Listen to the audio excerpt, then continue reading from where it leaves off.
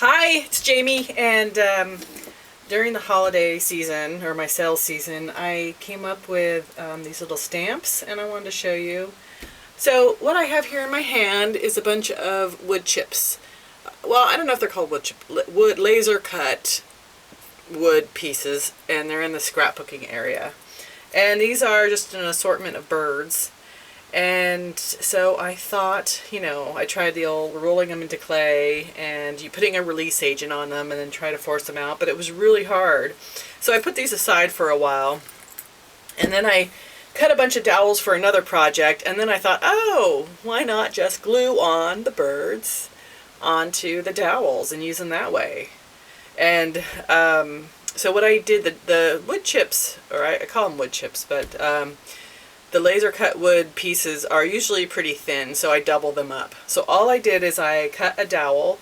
This is an inch dowel. I cut it in various sizes, and then I put a bird in one direction on this side and a bird, the same chip, I just flipped it over and did it on the other direction. So now I have a bird that I can use either way.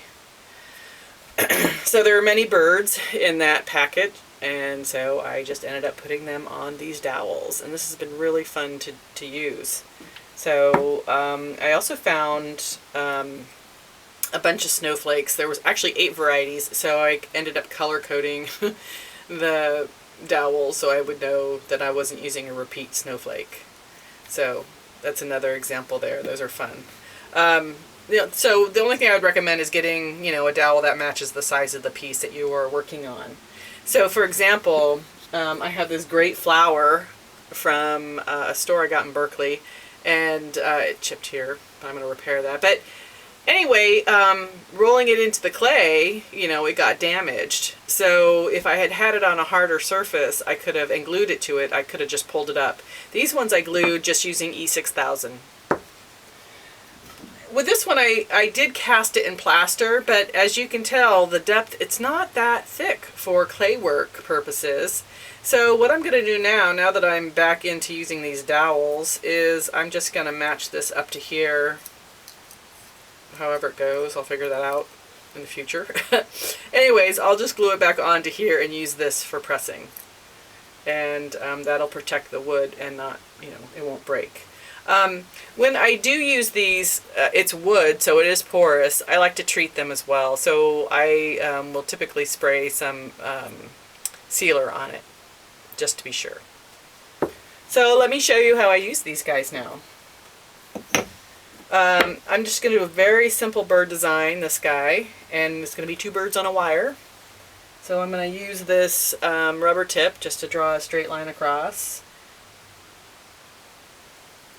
And, the wires are not completely straight, when you're looking at telephone wires.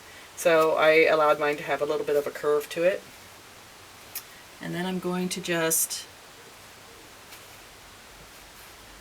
maybe put it off to the side a little bit. Press my bird there, turn around, and press my other bird there. Oh! Now I have 2 little birds on a wire. So pretty. Simple. To complete this project, I'm just going to take a little tray that I bought at a party supply store, and I already coated it with some cooking spray and wiped it down. Some people like to use the cornstarch, that's fine too. And then I'm going to position this where I want it to be. Right there. And then I'm just going to gently drop it, maybe one more time, and see how it goes into the grooves naturally. Then I'm just going to cut around it.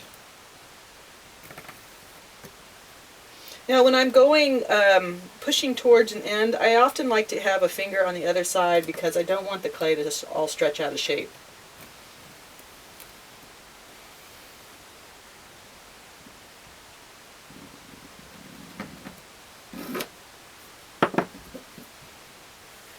Simple but elegant, cute. And now I'm going to just take my finger with a little bit of water and just go around and soften the edges.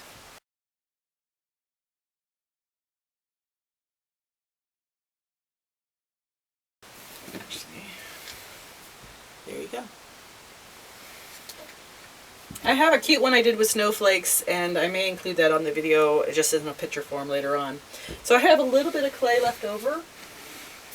And another way that I'm going to use these shapes, instead of just doing a drop into a tray, you might want to do a press form. So I've cut out these circles, and I have a mold that I'm going to use that fits in the middle of these circles. And so when I put this down here, I used it to cut the circles, but then I also ran my finger across it so I can kind of see where the inside circle is. And that's going to help me later on when I do the press. So I'm going to take my bird, and this one I'm going to use this partridge looking one. I'm just going to stick that here. And this one is a flying one. I'm going to use this one. Having that inner circle helps with the centering too. And which one did I miss? I guess I will do this other flying one with no opening on it.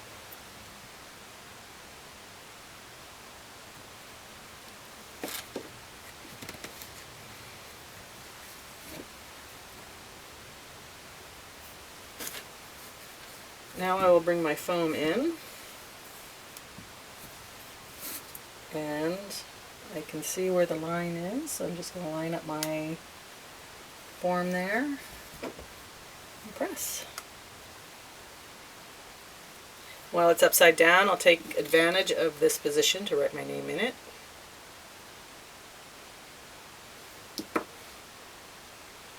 And then I'll put it back on the board.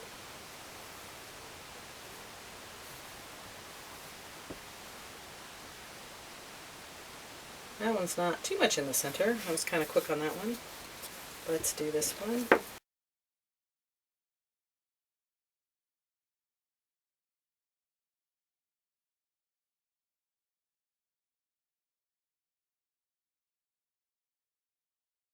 This is the last one. I'll show you that.